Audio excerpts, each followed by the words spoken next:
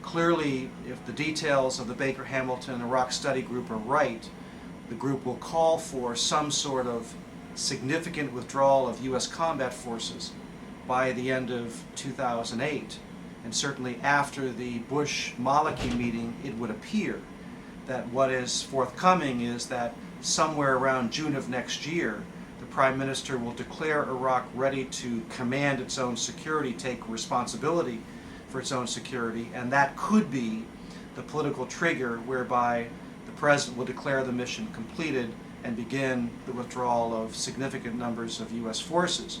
Obviously, some of the questions involved there are, by June of next year, what will the situation be on the ground in Iraq? Obviously, right now it's spiraling southward and could be worse by that time. Secondly, will Prime Minister Maliki survive his current political challenge in Iraq?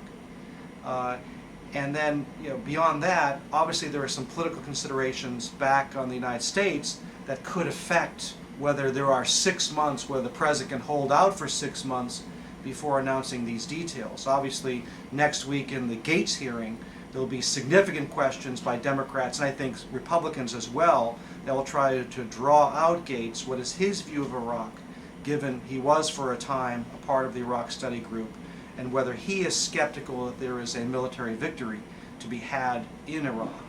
And secondly, in February, the administration will send up to Congress its latest supplemental for operations in Iraq and Afghanistan. This year, in 2006, the cost of the wars in Iraq and Afghanistan were somewhere between $100 and $115 billion, roughly $100 billion of that in Iraq. If estimates are right, you have already $70 billion committed in the 2007 defense bill, bridge funding for Iraq. And the rumors are that the Pentagon will require an additional $100 to $125 billion more to be able to not only sustain current operations and also repair and replace equipment that has been damaged in Iraq and Afghanistan.